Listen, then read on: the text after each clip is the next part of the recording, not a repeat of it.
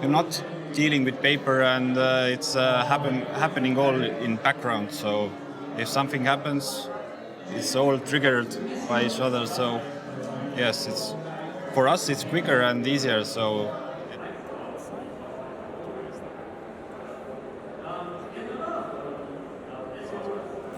hello and welcome to Coffee and Conversation on BTCN. I'm your host, Shashank Bengali. I'm here with Allan Allmere. He's from the Economic Affairs Ministry of the Government of Estonia. Allan, thanks for joining us. Thank you. Plenty of governments have e-government initiatives. Estonia has pioneered a whole new slate of ways in which citizens can interact with their government online. Tell us a bit about how Estonia has become a pioneer in this field. When we build up our country from the scratch, so we don't have not so many people, so we must think differently. That's why we think, okay, how can we do it simpler, faster, easier? That's our mentality. And so what can citizens of Estonia now, I think 1.3 million people, yes, roughly, what can the citizens of Estonia do that people in other countries may not be able to online? One big thing is e-voting, for my opinion. So Estonian can e-vote when there's parliament elections, and you are like me in Singapore, for example. I put my ID card to the computer and take part of this. So other countries can't do it. So yes, last election we had like 46% of Estonians did e-vote.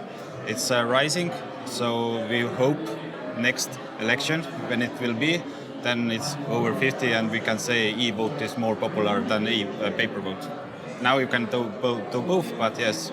In fact, there's only a couple of things that you cannot do online, right? Get married is one, and what's the other? You can't buy real estate. That's one thing. You and I must go to see another person, and he confirms, yes, that you want to sell, I want to buy, and yes. But I think we fixed it too also a couple of years, so we may get there eventually. Yeah.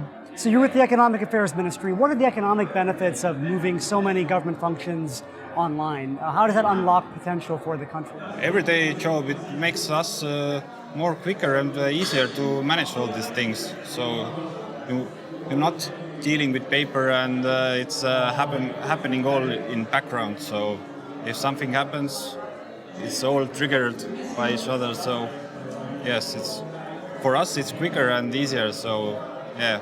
When you were collecting all this data and you're managing so many functions online, what type of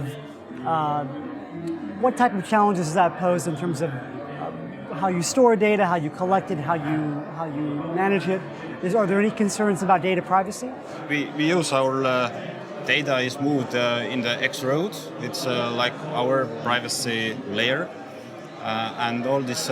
We don't have one big data set. We have like hundreds and thousands little ones, so the data is pulled from each other and shown to you as one document. It works for us quite well. So yeah, that's how we're doing, and it's not only public sector, also private sector is also connected with this X-road. So yes, I don't know if you want to log into a bank account, you use your ID card, and it gets you the information over X-road. So I'm sure that bigger countries have approached Estonia asking for advice on how they can sort of replicate some of what you have done. Are some of the tools scalable to much larger countries or much more challenging places? I think so, but the main key is this ID card and unique code.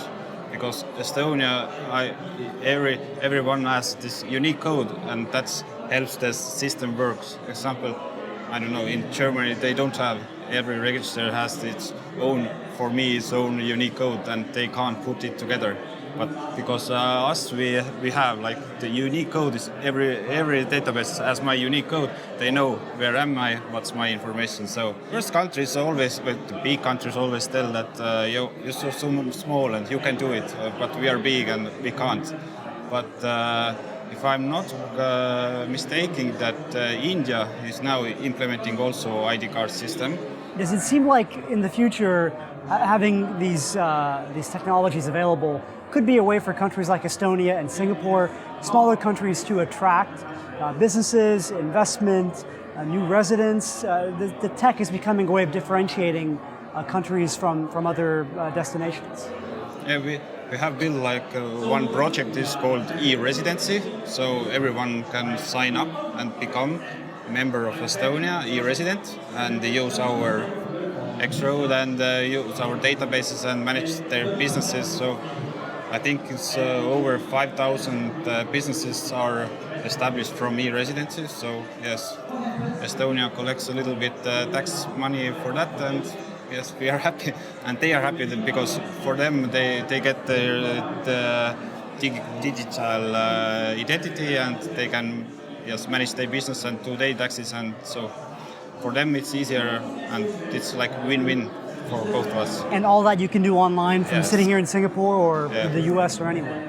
What about cybersecurity though? When you've got so many services connected online, how does Estonia make sure that that data doesn't fall into the wrong hands, or there isn't a breach that could affect the entire country's data?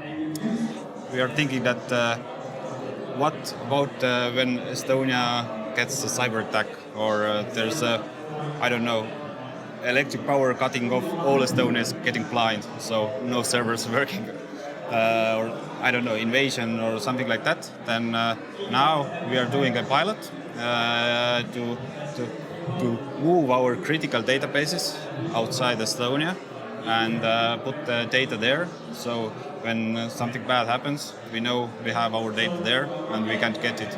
Right, and your country lives online, so that means that cybersecurity really is a national security issue for Estonia.